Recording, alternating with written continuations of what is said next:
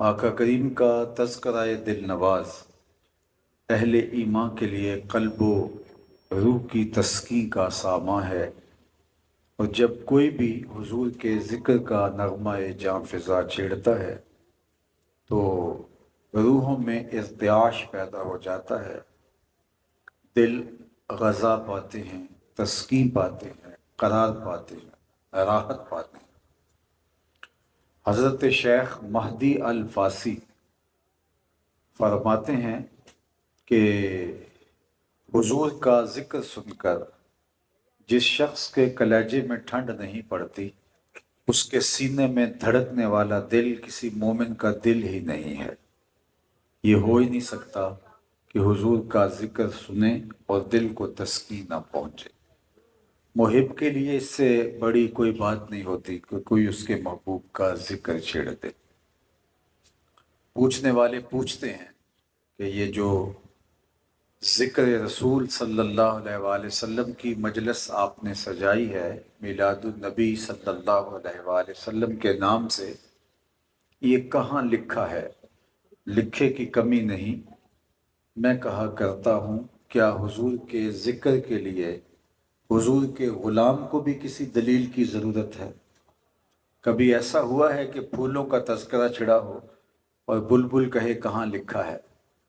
بات شمع کی ہو رہی ہو اور پروانہ دلیلیں ڈھونڈ رہا ہو، اور یہ بھی ممکن نہیں کہ بات سرکار مدینہ کی ہو رہی ہو اور امتی کو کسی دلیل کی ضرورت ہو۔ محب کے لیے اس سے بڑا سرمایہ کوئی نہیں کہ کوئی اس کے محبوب کا ذکر چھیڑ دے۔ عائد ذکر نعمان لنا فإن ذکرہ هو المسک ما کررتہ یتضوع۔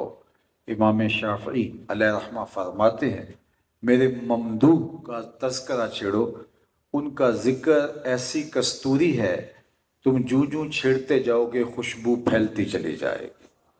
مطرب سے کہو کہ چھیڑے ذرا اس جان تمنا کا قصہ، فرقت کے بھیانک لمحوں میں کچھ دل کو سہارا ہو جائے۔ تو آقا کریم کا تذکرہ دل نواز، آپ کی روح پرور باتیں، آپ کے میلاد کے موقع پر، ولادت طیبہ کے موقع پر برسنے والی رحمتوں کا تذکرہ جمیل، حضور کے فضائل، مناقب، شمائل، خصائل، شان و عظمت، رفعتوں کا بیان، حضور کے قصیدے، یہ تو اہل ایمان شروع سے کرتے آئے ہیں، اور یہ ان کا ایک پسندیدہ، مرغوب اور محبوب موضوع ہے۔ میں آپ کو سب سے پہلے ایک مجلس میں لیے چلتا ہوں جس کو منعقد ہونے کے لیے مسجد نبوی کا صحن میسر آیا۔ آج ہم مجلس برپا کرنے کے بعد عرض گزار ہوتے ہیں، سنا ہے آپ ہر عاشق کے گھر تشریف لاتے ہیں، ہمارے گھر بھی ہو جائے چراغاں یا رسول اللہ۔ لیکن یہاں عملاً چراغاں ہوا۔ مسجد نبوی کا ماحول ہے اور صحابہ ایک مجلس برپا کیے بیٹھے ہیں، اور آقا کریم حجرہ انور سے نکلے اور خرامہ خرامہ اس مجلس میں موجود ہوئے، اور صحابہ سے پوچھا، ما اجلسکم، یہ مجلس کاہے کی ہے؟ یہ جلسہ کس عنوان سے منعقد کر رکھا ہے تم نے؟ صحابہ سے اللہ کے محبوب صلی اللہ علیہ وآلہ وسلم سوال کرتے ہیں، صحاح کی روایت ہے، ما اجلسکم، تمہیں کس چیز نے بٹھا رکھا ہے، کیوں بیٹھے ہو؟ جس طرح کوئی آپ سے پوچھے کہ رات کا ایک پہر بیت رہا ہے اور آپ اتنا ہجوم کر کے یہاں بیٹھے ہو، گرمی کی بھی شدت ہے، ماحول میں بھی حدت ہے، کیا وجہ ہے، کیوں بیٹھے ہو؟ تو آپ کا برجستہ جواب یہ ہوگا کہ ہم حضور کا ذکر سننے کے لیے آئے۔ تو آقا کریم نے کہا، ما اجلسکم، صحابہ تمہیں کس شے نے بٹھایا ہے، کیوں بیٹھے ہو، جلسہ کاہے کا ہے؟ تو انہوں نے جو جواب دیا وہ سنیے، جلسنا نذکر اللہ ونحمدہ علی ما ہدانا لدینہ ومن علینا بک۔ حضور ہمارے بیٹھنے کا مقصود یہ ہے کہ ہم اللہ کی حمد بیان کر رہے ہیں، اس کا شکرانہ ادا کر رہے ہیں اس بات پر کہ اس نے ہمیں ہدایت دین دی اور آپ کی صورت میں ہمارے اوپر انعام فرمایا، آپ عطا کیے، اس لیے ہم اس کا شکرانہ ادا کر رہے ہیں۔ اب مجھے بتائیے کہ میں آپ سے پوچھوں کیوں بیٹھے ہو، تو آپ کہیں گے ہم ذکر رسول سننے کے لیے بیٹھے ہیں، بات ختم ہو جائے گی۔ لیکن حضور نے فرمایا صحابہ کیا تم قسم دے سکتے ہو، حلف اٹھا سکتے ہو کہ تمہارا بیٹھنا اسی کام کے لیے ہے، کوئی اور مقصد بیٹھنے کا نہیں ہے؟ تو صحابہ کو حیرت تو ہوئی ہوگی، لیکن حضور نے کہا تو انہوں نے کہا جی حضور ہم حلف دیتے ہیں۔ آقا کریم نے فرمایا تم حلف دو۔ انہوں نے باقاعدہ حلف دیا، قسم اٹھائی کہ ہم اسی لیے بیٹھے۔ اب بظاہر تو یہ موقع قسم کا نہیں ہوتا، تو صحابہ بھی سوچ رہے تھے لیکن حضور نے قسم لیا تو کوئی حکمت ہوگی، تو چہرے پر استجاب کی کیفیت طاری ہے کہ حضور نے قسم کیوں لی ہے، لیکن ادبن پیش کی قسم۔ تو آقا کریم نے ان کے چہرے پر حیرت و استجاب کے عالم کو دیکھا تو فرمایا صحابہ میں تم سے ابھی ابھی جو قسم لی ہے وہ کسی تہمت کی بنیاد پر نہیں لی، تمہارے قول کی صداقت پہ کوئی شک نہیں تھا کہ میں نے قسم سے تصدیق چاہی ہو، بلکہ ماجرا کچھ اور تھا، اور وہ یہ کہ تم یہاں بیٹھ کے مجلس برپا کیے ہوئے تھے، میں حجرے میں تھا، اتانی جبریل علیہ السلام، میرے پاس وہاں جبریل آئے، فاخبرنی ان اللہ یباہی بکم الملائکہ، انہوں نے کہا محبوب آپ یہاں تشریف فرما ہیں، ذرا باہر تو نکل کے دیکھیے، آپ کے صحابہ کے اس عمل پر اللہ فرشتوں میں ناز کر رہا ہے۔ اب صحابہ کا عمل کیا تھا جس پہ رب رب ہو کے فخر فرما رہا ہے، رب رب ہو کے ناز فرما رہا ہے؟ وہ صحابہ مل بیٹھ کے حضور علیہ السلام کی صورت میں جو انعام خداوندی ملا ہے اس کا شکرانہ ادا کر رہے ہیں۔ تو گویا اللہ صحابہ سے اللہ جل شانہ فرشتوں سے فرما رہا دیکھو میں نے نعمت دی، کیسے قدردان نکلے، اس نعمت کا شکرانہ ادا کر رہے ہیں۔ اللہ کی رحمتوں سے کوئی بعید نہیں کہ سرزمین اوکاڑا میں منعقد اس مجلس نور کو قبول کر لیا جائے، اور اللہ جل شانہ فرشتوں سے فرمائے دیکھو 15 صدیاں بیت گئی اور یہ آج بھی بیٹھ کے اس نعمت کا شکرانہ ادا کر۔ باقی جہاں تک حضور کی صورت میں عطا کردہ انعام خداوندی پر شکرانے کی بات ہے تو یہ ایک شب کا محفل میلاد کیا ساری زندگی بھی حضور کے نام لگا دیں، حق کے شکر پھر بھی ادا نہ ہو۔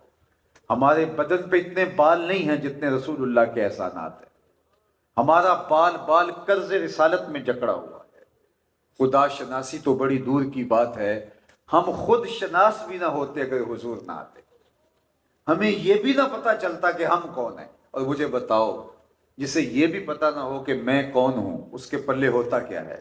اقبال نے کہا تھا اپنے من میں ڈوب کر پا جا سراغ زندگی، تو میرا نہیں بنتا نہ بن اپنا تو بن، اور جو اپنا بھی نہیں ہے جسے پتہ ہی نہیں کہ میں کون ہوں، تبھی تو پیشانی کے تقدس کو مٹی کے مادھوؤں کے آگے پامال کر رہا ہے، لکڑی کے اوثان کے آگے، پتھروں کے اصنام کے آگے، اجرام فلکیہ کے آگے، مظاہر فطرت کے آگے، بہتے پانیوں کے آگے، چلتی ہوئی ہواؤں کے آگے اور جلتی ہوئی آگ کے آگے اپنی پیشانی کے تقدس کو پامال کر رہا ہے۔ اس کو پتہ ہی نہیں کہ میں کون ہوں۔ مجھے بتاؤ جسے یہ بھی نہ خبر ہو کہ میں کون ہوں، جسے اپنے منصب کا بھی احساس نہ ہو تو اس کے پلے کیا ہوتا ہے؟ انسان اشرف المخلوقات ہے نا، وَلَقَدْ كَرَّمْنَا بَنِي آدَمَ کا تاج اس کے سر پہ رکھا ہوا ہے، پوری کائنات اس کے گرد گھوم رہی ہے، لیکن یہ پتھر کے تراشیدہ اصنام کے آگے اپنی پیشانی کے تقدس کو پامال کرتا ہے۔ انسان کی تاریخ تو اتنی شرمناک ہے کہ مچھلی پکڑنے کے لیے جو کانٹے کے ساتھ کیچوا لگایا جاتا ہے، کسی زمانے میں یہ بھی انسان کا معبود رہا ہے۔ اس نے سانپوں کو پوجا، بچھوؤں کو پوجا، اس نے بہتے پانیوں کی پرستش کی، اس نے اگے ہوئے درختوں کی پوجا پاٹ کی، اس نے حشرات الارض کو معبود مانا، اس نے درختوں کو، پیپل اور برگد کے درختوں کو اپنا خدا مانا۔ اس نے کس کس کے آگے اپنی پیشانی کا تقدس پامال نہیں کیا؟ یہ تو حضور تشریف لائے اور انہوں نے بتایا میاں یہ تیرے معبود نہیں ہیں، تیری دہلیز کے نوکر ہیں۔ یہ درخت جن کو تو پوجتا ہے یہ تیرے معبود نہیں ہیں، یہ تیرے ذوق نظر کی تسکین کے لیے پیدا کیے گئے ہیں، تجھے چھاؤں فراہم کرنے کے لیے پیدا کیے گئے ہیں، تجھے آکسیجن دینے کے لیے پیدا کیے گئے ہیں، تجھے پھل فراہم کرنے کے لیے پیدا کیے گئے ہیں، تیرے ایندھن کے کام آنے کے لیے پیدا کیے گئے ہیں۔ یہ چاند سورج ستارے تیری راہوں میں روشنی اجالنے کے لیے پیدا کیے گئے ہیں، یہ تیرے ذوق نظارہ کے قرار کے لیے پیدا کیے گئے ہیں۔ یہ جانور جن کو تو خدا مان رہا ہے یہ تیری ضرورت کے لیے، تیری سواری کے لیے، تیری بار برداری کے لیے، تجھے دودھ اور گوشت کی ضروریات فراہم کرنے کے لیے، تیرے ذوق نظارہ کے قرار کے لیے پیدا کیے گئے، تو ان کو معبود سمجھ رہا ہے؟ نہیں تو دیکھ، چاند کو پوچھتا ہے، یہ دیکھ انگلی اٹھتی ہے اور وہ ٹکڑے ہو کے قدموں میں آتا ہے۔ سورج کو پوچھتا ہے، یہ دیکھ اشارہ ہوتا ہے اور وہ بھاگتا ہوا عصر کے وقت پہ آتا ہے۔ درختوں کو پوچھ رہا ہے، جا میں نہیں تو ہی کہہ دے تمہیں اللہ کا رسول بلا رہا ہے، اور درخت آ کے قدموں میں سلامی دیتے۔ یعلا بن مرہ رضی اللہ تعالیٰ عنہ فرماتے ہیں کہ ایک سفر میں حضور کے ساتھ تھا، تو اللہ کے محبوب استراحت فرمانے لگے اور میں حضور کے پہرے کے لیے کھڑا تھا، ہاتھ میں تلوار لیے۔ دور صحرا میں ایک درخت تھا، میں نے دیکھا کہ اس نے ہلنا شروع کر دیا، پھر اپنی جگہ سے اکھڑا اور شاخوں کے بل اپنے آپ کو گھسیٹتا ہوا میرے برابر آ کے کھڑا نہیں ہو جاتا اور جھومنے لگ جاتا ہے۔ اب میرے لیے بڑا تعجب خیز تھا، لیکن حضور آرام فرما رہے ہیں اور میرے ساتھ کوئی دوسرا شخص نہیں ہے۔ انسان کو بڑی عجیب چیز دیکھے تو دائیں بائیں دیکھتا ہے کہ کوئی اور بھی دیکھ رہا ہو تو آنکھیں ملا کے تعجب کا اظہار کرتا ہے، لیکن میں اکیلا تھا۔ وہ درخت آیا، اپنی جگہ سے اکھڑا، شاخوں کے بل چلتا چلتا میرے برابر آ کے کھڑا ہو گیا، جھومتا رہا، پھر واپس گیا اور جہاں سے اکھڑا تھا وہاں جا کے نصب ہو گیا۔ جب حضور بیدار ہوئے تو سلام عرض کرنے کے بعد میں نے پہلی بات جو حضور سے کی وہ یہی تھی کہ اللہ کے پیارے محبوب، وہ جو درخت نظر آ رہا ہے صحرا میں، تھوڑی دیر قبل یہ اپنی جگہ سے اکھڑا تھا، چلتا ہوا یہ یہاں آ کھڑا ہوا تھا، جھومتا رہا اور پھر واپس چلا گیا۔ حضور نے فرمایا نہیں کہ میاں میں تو سویا تھا، بتاؤ کیا تفصیلات ہیں، بلکہ آقا کریم نے فرمایا ھذہ شجرۃ استاذنت ربھا، یہ درخت ہے جس نے رب سے اجازت مانگی تھی، مالک تیرا محبوب نیڑے آیا ہے، سلام نہ کر رہا ہوں، فآذن لہا، اس کو اجازت دے دی گئی، فرمایا وہ مجھے سلام کرنے کے لیے آیا۔ حضرت سیدنا علی المرتضیٰ رضی اللہ تعالیٰ عنہ فرماتے ہیں اس پتھر کو میں آج بھی جانتا ہوں جو بعثت سے قبل رسول اللہ کو سلام پیش کیا کرتا تھا۔ تو میاں تو ان درختوں کو پوج رہا ہے، ان پتھروں کو پوج رہا ہے، دیکھ مٹھی ابو جہل کی ہے اور پتھر کلمے محمد عربی پہ پڑھ رہے ہیں۔ اللہ اکبر۔ ایک دیہاتی آیا بدو اور حضور سے عرض کرتا ہے، حضور میں تو آپ کو اللہ کا رسول تب مانوں گا، یہ سامنے جو کھجور کا درخت ہے اس کا پکا ہوا پھل اور اس کے خوشے آپ کی نبوت اور رسالت کی گواہی دیں۔ فرمایا تب تو مان جائے گا؟ اس نے کہا کہ پھر تو گنجائش ہی نہیں رہے گی انکار کی۔ تو حضور نے اشارہ دیا، وہ خوشے ٹوٹ کے حضور کے قدموں میں آ گئے اور حضور کی رسالت کی گواہی دی۔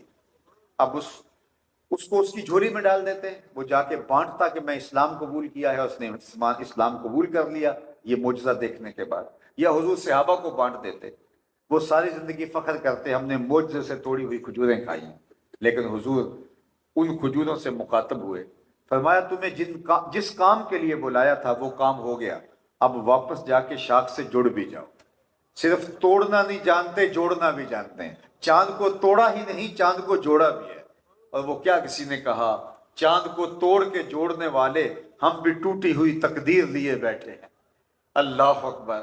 تو اللہ کے محبوب صلی اللہ علیہ وسلم کی ولادت سے، حضور کی تشریف آوری سے، حضور کے عطا کردہ شعور سے، حضور کے عطا کردہ فہم سے انسان کو پتہ چلا کہ یہ پوری کائنات جس کے لیے انسان سجدہ ریزیاں کر رہا ہے یہ میرے معبود نہیں ہیں، بلکہ یہ میری خدمت کے لیے پیدا کیے گئے ہیں۔ والذی خلق لکم ما فی الارض جميعا۔ اور میں آپ کو بتاؤں، جن لوگوں کو حضور کا در نہیں ملا وہ آج بھی اندھیرے میں ہیں، آج بھی وہ مورتیوں کے آگے ہاتھ جوڑے کھڑے ہیں۔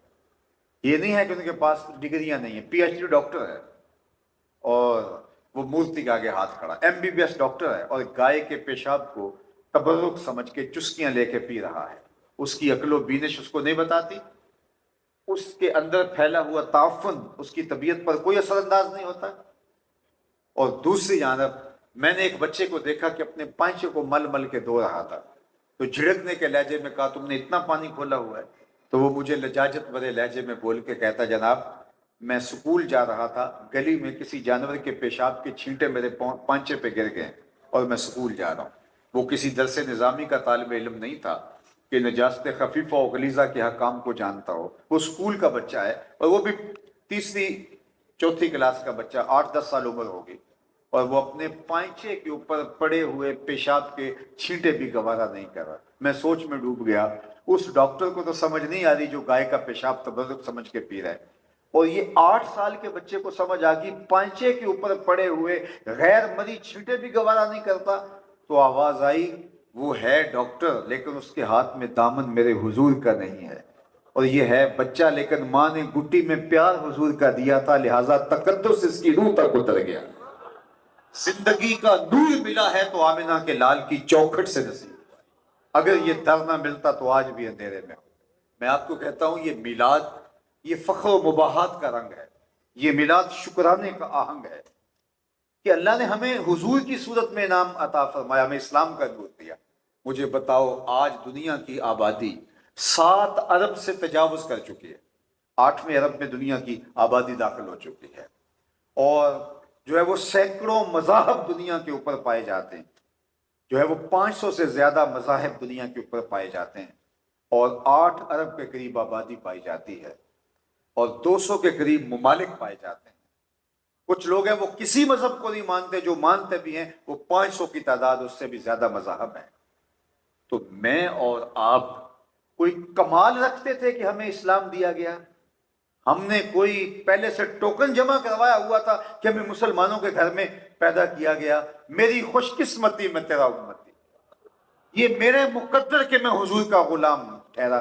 اگر کسی ہندو کے گھر میں پیدا ہوئے ہوتے تو آج مورتیوں کے آگے ہاتھ جڑے کھڑے ہوتے، کسی سکھ کے گھر پیدا ہوئے ہوتے تو آج کرپان سنبھال رہے ہوتے۔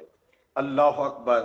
اللہ نے یہ کرم فرمایا، یہ فضل کیا کہ ہمیں اسلام کا نور دیا، اور ہمارے مقدر کہ ہم ابھی آغوش مادر ہی میں تھے، ابھی ہم حرف و صوت سے بھی آشنا نہیں ہوئے تھے، لفظ بھی نہیں سمجھنے لگے تھے، ہم ماں کی بولی بھی ابھی نہیں جانتے تھے، ابھی مادری زبان جو ہماری ہے ہم وہ بھی نہیں جانتے تھے کہ ہمارے والد صاحب مسجد سے مولانا کو بلا لائے اور انہوں نے عربی میں آ کے ہمارے کان میں اذان دی، گویا اس بات کا انہوں نے اعلان کیا اور ہمیں مبارک دی، مبارک ہو تم حضور کے غلام بن کے آ رہے ہیں۔ شاہوں سے ملا ہے نہ تونگر سے ملا ہے، اللہ کا عرفان اسی در سے ملا ہے، اوروں کو ملا ہے تو مقدر سے ملا ہے، مجھ کو تو مقدر بھی تیرے در سے ملا ہے۔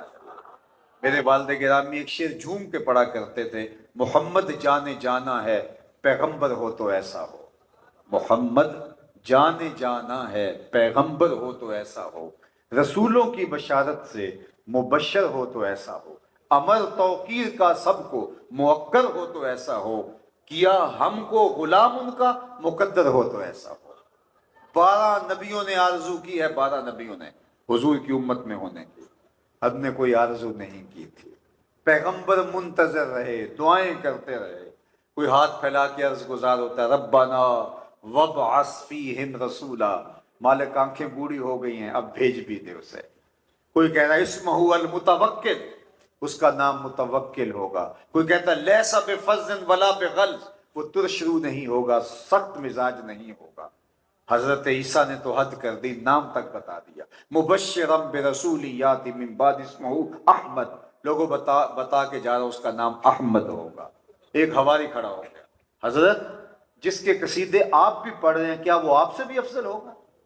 ہر مقتدی سوچتا ہے میرا امام تو میرا امام ہے، ہر مرید کہتا ہے میرے پیر کا جوڑ ہی نہیں ہے، ہر شاگرد کہتا ہے میرے استاد کا کوئی مقابلہ نہیں کر سکتا، ہر کارکن کہتا ہے میرا لیڈر تو پھر زمانے سے نرالا ہے، اور ہر امتی سوچتا ہے میرا نبی تو پھر میرا نبی ہے۔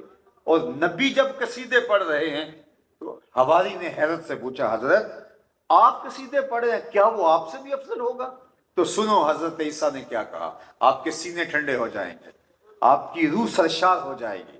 انجیل برنباس کے اندر آج بھی یہ لفظ موجود ہے، اگرچہ تحریف راپ آ گئی ہے، لیکن محرف جو ہے وہ انجیل کے اندر آج بھی یہ لفظ موجود ہے۔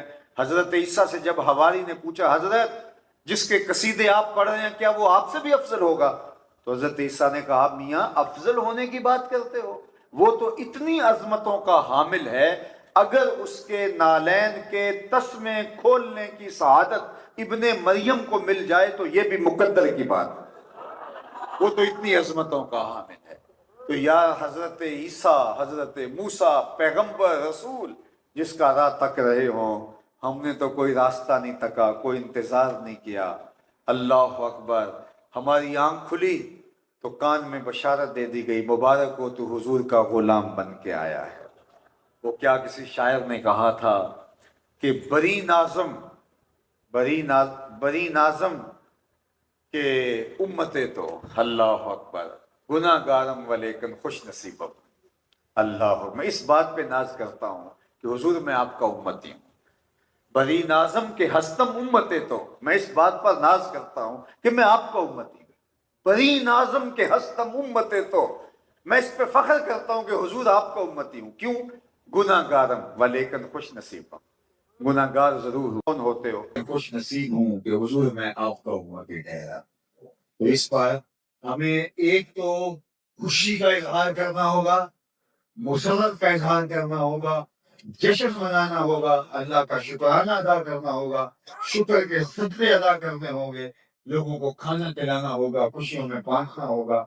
اور دوسری ہماری ذمہ داری اور اہم ترین ذمہ داری وہ یہ کہ جس نبی کے صدقے سے ہمیں اس امت میں ہونا نصیب ہوا، اس نبی کی شریعت کو اپنے طرز زندگی میں لانا ہوگا اور ان کے بتائے ہوئے طریقے کے مطابق اپنے آپ کو ڈھالنا ہوگا۔ میرے استاد فرمایا کرتے تھے، یہ نہ ہو کہ لوگ تمہیں پوچھے تم کون ہوتے ہو اور تمہیں بتانا پڑے صاحب مسلمان ہوتے ہیں، یہ دیکھو مذہب کے خانے میں اسلام لکھا ہے۔ آپ فرمایا کرتے تھے نہ کسی کو پوچھنے کی نوبت آئے نہ تمہیں بتانے کی ضرورت، تمہاری وضع قطع، طرز زندگی، انداز معاشرت ایسا ہونا چاہیے تم دور سے چلے آ رہے ہو، لوگ کہیں وہ دیکھو حضور کا غلام آ رہا۔ نور آنکھوں میں تو چہروں پہ اجالے ہوں گے، مصطفیٰ والوں کے انداز نرالے ہوں گے، دنیا میں ان کے دم سے مقدر چمکا، محشر میں ان کی رحمت کے حوالے ہوں گے۔ تو میری اور آپ کی خوش بختی کہ ہم حضور کے غلام ٹھہرے اور غلامی کا حق ادا نہیں کر پاتے، لیکن اس کے باوجود ہمیں اپنی ساری زندگی حضور کے نام لگانا ہوگی۔ ایک دن کے محفل میلاد سے حق ادا نہیں ہوگا، ایک رات کے جشن سے آپ سرخرو نہیں ہوں گے، اگرچہ یہ بہت اجر و ثواب کا ذریعہ ہے۔ اپنی ساری زندگی حضور کو دینی ہوگی۔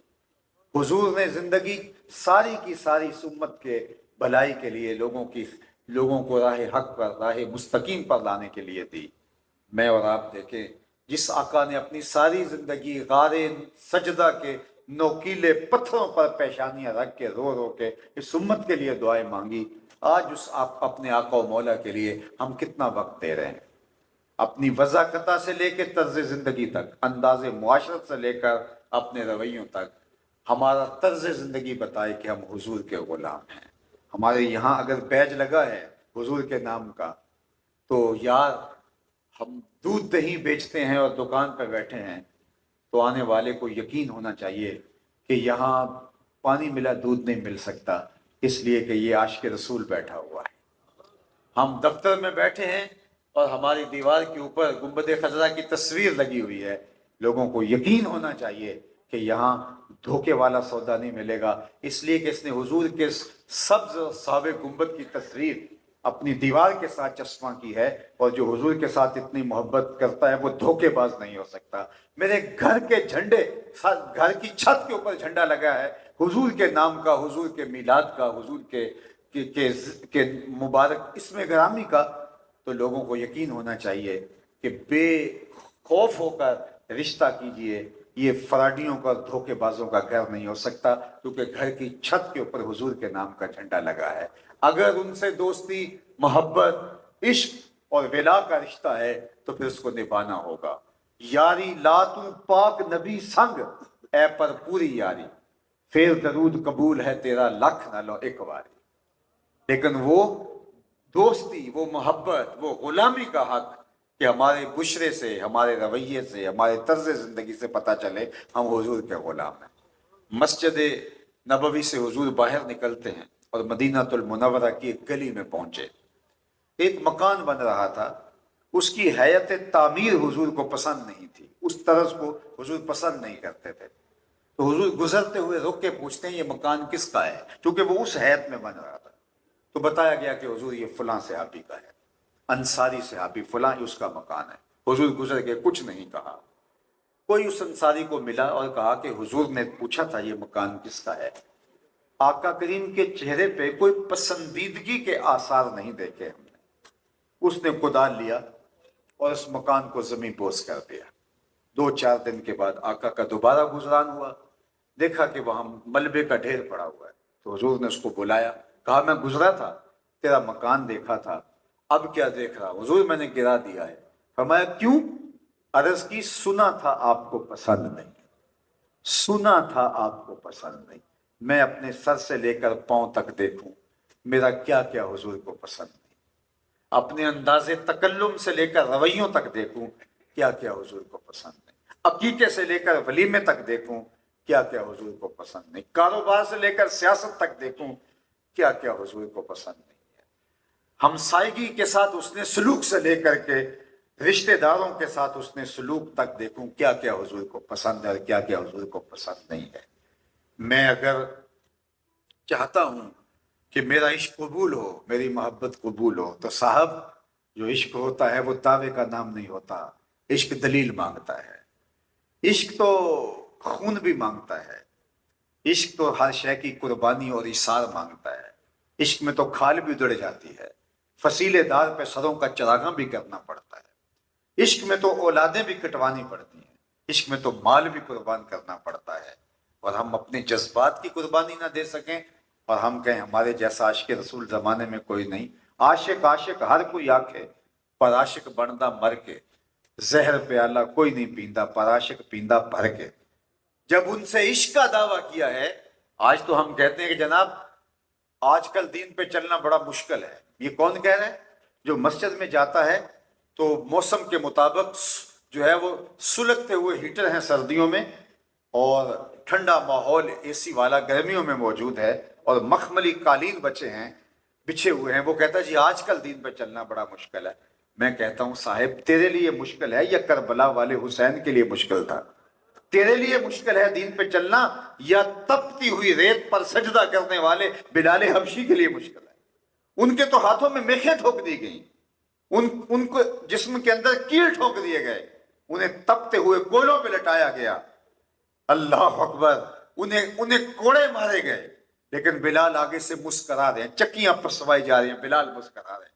کسی نے گزرتے ہوئے رک کے کہا بلال عجیب تماشا ہے، تمہارا ظالم آقا تمہیں مارتا ہے تم آگے سے مسکراتے ہو؟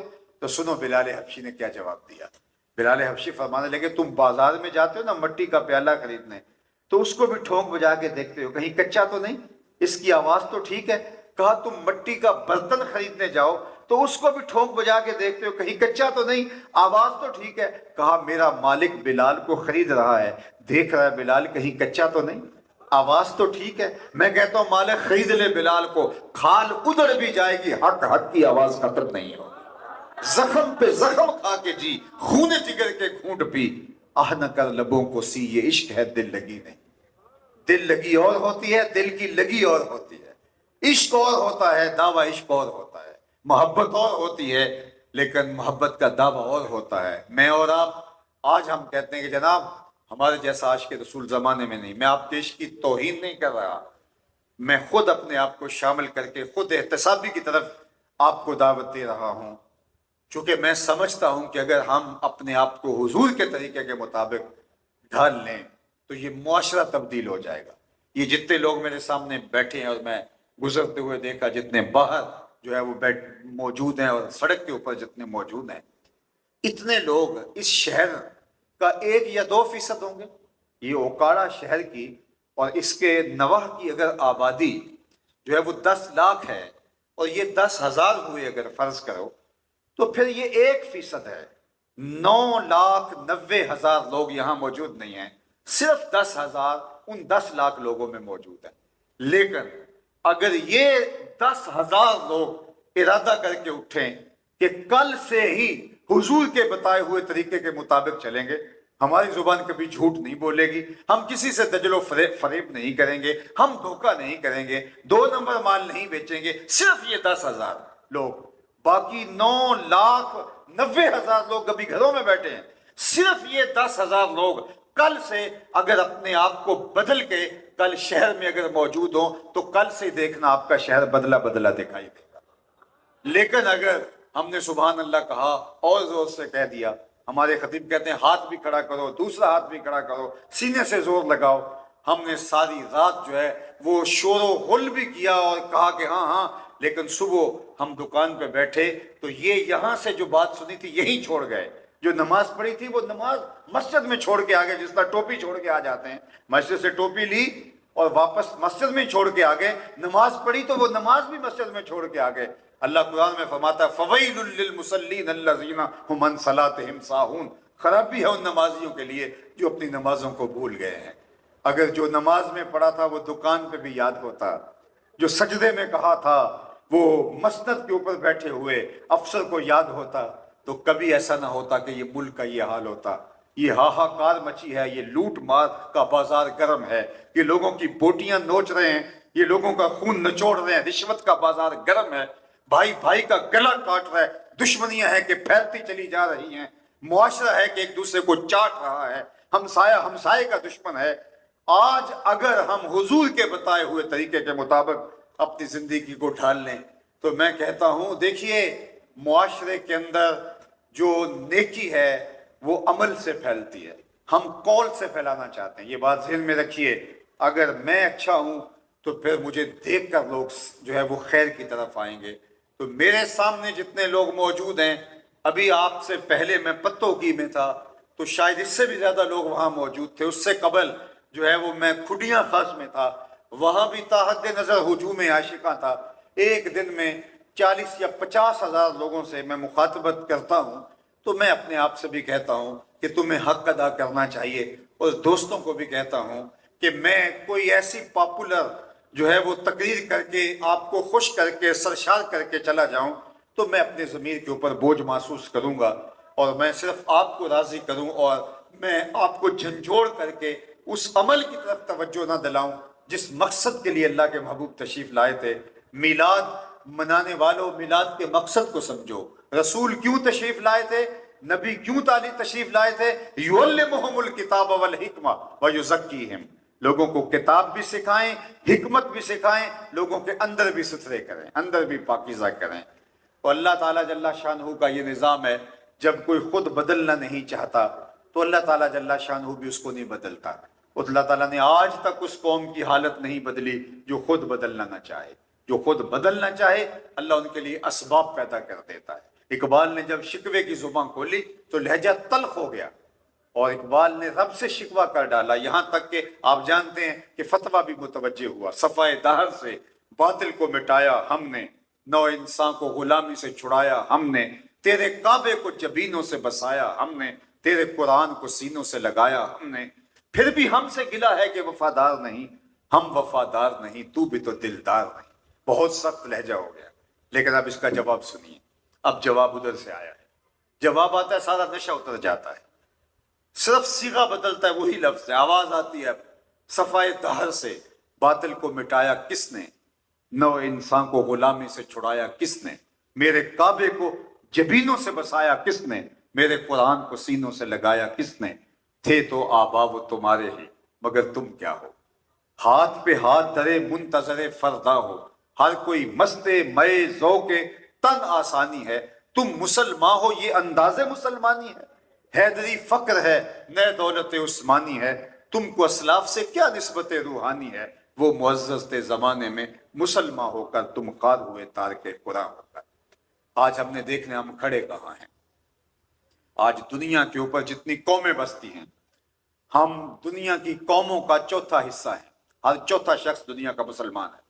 1.80 کروڑ دنیا کے اوپر مسلمان بس رہے ہیں، 7-8 ارب میں سے 1.80 کروڑ مسلمان ہیں، گویا دنیا کا چوتھا حصہ مسلمان ہے۔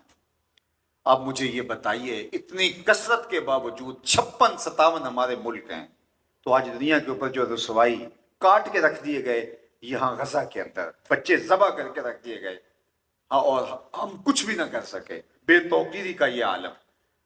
یہ بات ذہن میں رکھیے، اللہ کی عادت یہ ہے کہ محنت کرنے والوں کو صلہ دیتا ہے، وہ کافر بھی ہو تو صلہ محنت کا پائے گا، ہاں کافر کا صلہ دنیا پہ ہے آخرت میں نہیں ہے۔ اور مومن اگر محنت سے جی چراتا ہو اور وہ کہے کہ چونکہ میں مسلمان ہوں لہٰذا عزت کا تاج میرے سر پہ ہو، تو یہ اللہ کی عادت نہیں ہے۔ تنے مردہ سے بیزار ہے حق، خدائے زندہ زندوں کا خدا ہے، من جہادہ وجد جس نے محنت کی اسی نے پایا۔ پیر صاحب کے پاس ایک طالب علم آیا کہ حضرت دعا کرو میری بورڈ میں پوزیشن آ جائے۔ تو پیر صاحب نے کہا بیٹا پیپر کیسے ہوئے تھے؟ اس نے کہا پیپر تو میں نے دیے ہی نہیں۔ تو کہا پیپر دیے ہی نہیں اور دعا کروانے آگے ہو کہ بورڈ میں پوزیشن آ جائے؟ تو یہ عجیب تم بات کر رہے ہو، پیپر دیے ہوتے، محنت کی ہوتی تو پھر دعا کا ساتھ سہارا شامل ہو جاتا۔ اس امت نے پیپر ہی نہیں دیے، اس امت نے دنیا کے ان ہنگاموں کے اندر اپنا حصہ ہی نہیں ڈالا، اس امت نے جو ہے وہ داخلہ تک جمع نہیں کروایا اور کہتے دنیا کے اوپر غالب آ جائیں۔ ای خیال استو محال استو جنو، ایسا کبھی ہونے والا نہیں ہے۔ خدا زندہ زندوں کا خدا ہے، اگر ہم آگے بڑھیں گے جام اسی کا جو بڑھ کے تھام لے، اور جو پیچھے رہ جاتا ہے وہ پیچھے رہ جاتا ہے۔ اس وقت یہ میلاد کا موسم، اقبال نے میلاد کے موقع پر ایک خطبے میں نے کہا تھا کہ امت کو اٹھانے کا بہترین ذریعہ بن سکتا ہے میلاد کا موسم، چونکہ حضور کے ساتھ دلوں کا تعلق قریب ہو جاتا ہے، حضور کی محبت ہی اجاگر کر کے اس قوم کو قوم بنایا جا سکتا ہے۔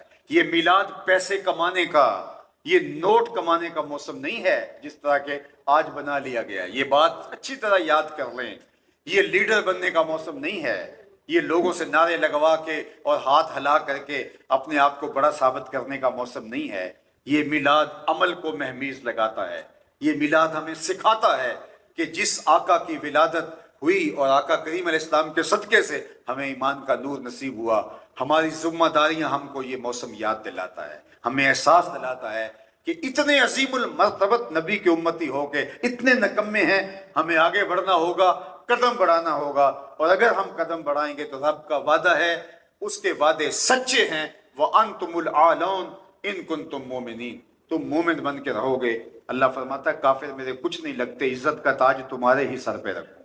لیکن اگر تم مومن بن کے نہیں رہتے تو پھر جیسے مرضی ٹھوکریں کھاتے پہ ہو، اللہ تعالیٰ نے چھوڑ دیتا ہے لوگوں کو، جو ہے وہ جس طرف وہ ہچکولے کھاتے پہ، اللہ کے ماں میں کوئی نہیں ہوگی۔ اس لیے ہم انہیں حضور کی ولادت کے ان ایام کے اندر ایک صالح معاشرت کو تشکیل دینے کے لیے جد و جہد کرنی ہے، اور 12 ربیع الاول کا دن حضور کے ساتھ تجدید وفا کا دن ہے، حضور کے ساتھ عہد و پیمان جو ہم نے کیے رکھے ہیں ان کی تجدید کرنے کا دن ہے، اور کثرت کے ساتھ درود پڑھ کے حضور سے عرض کریں حضور بہت کوتاہیاں ہو گئی، آئندہ جئیں گے تو آپ کے لیے، مریں گے تو آپ کے لیے، پھر کوئی نہیں ہوگا، نیل کے ساحل سے لے کر تاب خاک کاشغر جھنڈا میرے حضور کا لہراتا دکھائی دے گا۔ اور آپ اچھی طرح یاد رکھ لیں، اگر ہم نے اپنے آپ کو اسلام کے لیے پیش نہ کیا، دین کے لیے پیش نہ کیا، رسول اللہ صلی اللہ علیہ وآلہ وسلم کے لیے پیش نہ کیا، تو یہ بات اچھی طرح ہمیں جان لینی چاہیے کہ انہیں ہماری ضرورت بھی نہیں ہے۔ اللہ ایسی قوم لائے گا جن کے لیے اپنی جانوں کے نذرانے پیش کرنے کے لیے بھی تیار ہوگی۔ اور حضور کی صحیح حدیث کتب حدیث میں، کتب صحاح میں موجود ہے، وہ وقت آئے گا کہ اللہ کے محبوب فرماتے ہیں کہ پتھر، مٹی اور گارے کا بنا ہوا کوئی گھر، چمڑے اور اون کا بنا ہوا کوئی خیمہ باقی نہیں بچے گا جس میں کلمۃ الاسلام داخل نہیں ہوگا۔ پھر وہ وقت آئے گا کہ شرق سے لے کر غرب تک، شمال سے لے کر جنوب تک کوئی چھت ایسا نہیں ہوگا جس پر میرے حضور کے نام کا جھنڈا نہیں جھول رہا ہوگا۔ اور یہ وقت آ کے رہے گا اور اسلام سر بلند ہو کے رہے گا۔ ملیں گے سینہ چاکانے چمن سے سینہ چاک، بزم گل کی ہم نفس باد صبا ہو جائے گی، شبنم افشانی پیدا کرے گی میری سوز و ساز، اس چمن کی ہر کلی درداشت نہ ہو جائے گی، آسمان سحر کے نور سے ہوگا آئینہ پوش، ظلمت رات کی سیماب پا ہو جائے گی، شب گریزاں ہوگی آخر جلوائے خورشید سے، یہ چمن معمور ہوگا نغمہ توحید سے۔ انشاءاللہ اسلام نے غالب ہو کے رہنا۔ الاسلام یالو ولا یولا علیہ، یہ اسلام مٹنے کے لیے اور نیچے دبنے کے لیے نہیں آیا۔ هو الذی ارسل رسولہ بالہدی ودین الحق لیظہرہ علی الدین کلہ، تمام ادیان پر دین اسلام نے غالب ہونا ہے۔ ہم نے دیکھنا ہے کہ ہم کہاں کھڑے ہیں، ہمارا اس میں کردار کیا ہے۔ اگر آپ ناراض نہ ہوں اور آپ اگر تھک نہیں گئے، میں صبح سے سفر میں ہوں، اگر آپ تھک نہیں گئے تو دو ایک اور جملے کہنا چاہتا ہوں۔ آج جو ہمارے رویے ہیں، جو ہمارا طرز معاشرت ہے، ہماری جو سستیاں ہیں اور جو مادیت پرستی کا فسوں ہمارے اوپر طاری ہو گیا ہے، اگر آج دجال آ جائے اور دجال جو پیکج دے گا، وہ جو معاشی پیکج دے گا، اگر اس کے کوئی ساتھ چلے گا تو اس کے لیے دنیا کو جنت بنا دے گا، اور اگر نہیں ساتھ چلے گا تو جہنم بنا دے گا۔ معاشی پیکج اگر لے کے آج دجال آئے تو کتنے لوگ ہوں گے جو کہیں گے کہ ہاں یار یہ بات تو معقول کرتا ہے، اس دنیا میں چلنے کے لیے جو ہے وہ ہمیں کمپرومائز کرنا چاہیے۔ کتنے لوگ ہوں گے جو دجال کے ساتھ کھڑے ہوں گے؟ بلکہ روایت میں آتا ہے کہ مدینہ المنورہ میں جب دجال آئے گا جرف سے آگے نہیں بڑھ سکے گا، زلزلہ آئے گا تو پیچھے ہٹ جائے گا، لیکن مدینہ سے کئی لوگ جو ہیں وہ دجال کے ساتھ جا ملیں گے جو منافقین ہوں گے۔ تو آج میں اور آپ دیکھیں کہ ہم جس جگہ پہ کھڑے ہیں، جس طرح دنیا ہمارے اوپر طاری ہو گئی ہے، ہمارا اوڑھنا بچھونا دنیا بن گیا ہے، صبح کا اٹھنا ہمارے لیے بھاری ہو گیا ہے، اور ہم جو ہے وہ ٹگے ٹگے کے لیے جھوٹ بولتے ہیں۔ ہم جو ہے وہ 2 نمبر مال بیچنا ہمارے لیے کوئی بوجھ ہی نہیں ہے۔ ہم کہتے ہیں فلاں کر رہا ہے، فلاں کر رہا ہے، فلاں کر رہا ہے، میں کیوں پیچھے رہوں؟ ہماری زندگی کا مطمع نظر مال کمانا رہ گیا ہے، اس کے علاوہ کوئی مطمع نظر نہیں رہ گیا۔ تو آج اگر معاشی پیکج لے کے جو دجال کے پاس ہوگا آئے تو کتنے لوگ دجال کے ساتھ کھڑے ہوں گے؟ تو یہ مجھے اور آپ کو سوچنا ہوگا اور اپنی نسلوں کو بتانا ہوگا۔ صحابہ دجال کے بارے میں اپنی اولادوں کو یوں بتاتے تھے جس طرح قرآن کی آیتیں سکھائی جاتی ہیں۔ ہم نے اپنی اولادوں کو کیوں نہیں دجال کے بارے میں بتایا؟ اس لیے نہیں بتایا کہ ہم اس دجالی سسٹم کا خود حصہ بن چکے ہیں، اس نظام کا خود حصہ بن چکے ہیں۔ صحابہ کو اللہ کے محبوب نے جب دجال کے بارے میں بتایا، صحابہ فرماتے ہیں کھجوروں کا ایک جھنڈ تھا اور وہ قریب تھا، اور حضور ہمیں بیان فرما رہے تھے، اور ہمیں ایسے لگا جس طرح اس جھنڈ سے نکل کر دجال ابھی آ جائے گا، حالانکہ وہ قرب قیامت میں آنا ہے۔ تو جو اتنے فاصلے پر ہیں، 1400-1450 سال بیت گئے ہیں، انہیں ایسے لگتا تھا، وہ روز دعا کرتے تھے اللہ دجال کے فتنوں سے بچانا۔ اور آج دجالی نظام قائم ہو چکا ہے، عملاً دجال جو مشخص ہے وہ آنے والا ہے، اور اس نے جس طرح اپنے پر پرزے پھیلا لیے ہیں۔ تو آج مجھے اور آپ کو دیکھنا ہوگا، اپنے ایمان کی حفاظت کرنی ہوگی، اپنی نسلوں کو بچانا ہوگا۔ کٹ جائیں لیکن امام مہدی کے ساتھ کھڑی ہو جائیں، کٹ جائیں لیکن حضرت عیسیٰ کے ساتھ کھڑی ہوں، نہ کہ تھوڑے سے معاشی پیکج سے دجال کے ساتھ کھڑی ہوں۔ آج میں آپ سے پوچھتا ہوں، نوجوان جوان بعد میں ہوتا ہے اور اڑ کے امریکہ اور یورپ چلا جائے اس کی خواہش پہلے پیدا ہو جاتی ہے۔ کیا ہماری زندگی کا یہ مقصد ہے؟ ہماری زندگی اس لیے ہے کہ ہم یورپ جانے کے لیے بےتاب ہوں؟ کبھی ہم مدینے جانے کے لیے بےتاب ہوتے تھے، آج ہم یورپ جانے کے لیے بےتاب ہو گئے، اور سویر سے لے کر شام تک جو ہے وہ قطاریں لگی ہوئی ہیں، کشتیاں الٹ رہی ہیں، لوگ جانے دے رہے ہیں، ڈوب رہے ہیں، لیکن کس طرح وہاں پہنچ جائیں؟ آج جو ہے وہ مجھے اس میں اس حقیقت کو بھی مانتا ہوں کہ حکمرانوں نے جو ہمارا حال کیا، جس طرح ہمارا خون نچوڑا، جس طرح ہماری بوٹیاں نوچی، جس طرح ہمارے وسائل کو لوٹا، اور ان ظالموں کے پیٹ ابھی تک نہیں بھر پا رہے، لوٹ کے کھا گئے اور لوگوں کو غربت کے خط سے بھی نیچے دھکیل دیا۔ یہ حقیقت اپنی جگہ، لیکن کیا امیر بھی نہیں بھاگ رہے؟ کیا صاحب ثروت اور ذمہ دار بھی یورپ کے لیے بے چین نہیں ہو رہے؟ تو یہ مجھے اور آپ کو سوچنا ہوگا۔ آج مادیت کا فسوں جس طرح ہمارے اوپر طاری ہے، میلاد کی اس مجلس کے اندر آنے والوں اور حضور کے مبارک نام پہ جمع ہونے والوں، حضور کے ذکر پر جھومنے والوں، اپنا محاسبہ ضرور کرنا۔ سونے سے قبل چند لمحوں کے لیے اپنی زندگی کی مقصدیت پہ غور کرنا۔ ہمارے رب نے ہمیں پیدا کیوں کیا تھا؟ ہم دنیا پہ بھیجے کیوں گئے؟ ہمارے آنے کا مقصد کیا تھا؟ اکبر الہ آبادی نے کتنی ستھری تنقید کی ہے، کیا بتائیں احباب کیا کارنمایاں کر گئے، بی اے کیا، نوکر ہوئے، پینشن ملی اور مر گئے۔ زندگی یہ نہیں ہے۔ هو الذی ارسل رسولہ بالہدی ودین الحق لیظہرہ علی الدین کلہ۔ دین کے غلبے کے لیے، اسلام کے غلبے کے لیے سب سے پہلے ہمیں اپنے عمل کو درست کرنا ہوگا، اور ہماری مسجدیں اگر نمازیوں سے بھری ہوں گی تو پھر جو ہے وہ راستے نکلیں گے۔ اللہ آپ کو اپنی خاص عنایتوں اور کرم نوازیوں سے مالا مال فرمائے۔ میں اللہ کی بارگاہ میں آج کی مجلس کے اختتام سے قبل دعا کرتا ہوں کہ یہ جتنے لوگ بیٹھے ہیں، اللہ جل شانہ اس مجلس نور کی برکتیں اٹھنے سے پہلے انہیں نصیب فرما دے، اور ان کے گھروں میں واپس پہنچنے سے پہلے اس کی برکتیں ان کے سب کے گھروں تک پہنچا دے۔ آج ہمارے جامعہ کے ایک طالب علم وقار صاحب مصطفی، ان کا بھی یوم وصال ہے۔ ایک حادثے میں وہ آپ کے ہی قرب میں یہاں قریبی شہر کے علاقے میں جو ہے وہ ان کا علاقہ ہے، وہ ان کا انتقال ہوا تھا، تو میں آپ سارے لوگوں کی آمین کے ساتھ بارگاہ ایزدی میں ان کے لیے دعا کرتا ہوں، اللہ ان کو اپنے جوار رحمت میں جگہ نصیب فرمائے۔ اور آپ کی شہر کے عالم دین حضرت مولانا فضل الرحمان صاحب کا انتقال ان دنوں میں ہوا، ان کے لیے خاص طور پہ دعا کا کہا گیا۔ اللہ تیرے حضور ملتجی ہیں کہ ان کو غفران و رحمت کے پردوں میں ڈھانپ لے۔ آپ کے اور میرے والدین اس دنیا سے اگر چلے گئے ہیں تو اللہ ان کی قبروں کو منور فرمائے، اور جن کے والدین زندہ ہیں اللہ ہمیں ان والدین کی عزت و توقیر بجا لانے کی توفیق ارزانی کرے۔ جو سنا ہے اللہ مجھے بھی اور اتنے لوگ جو موجود ہیں اللہ سب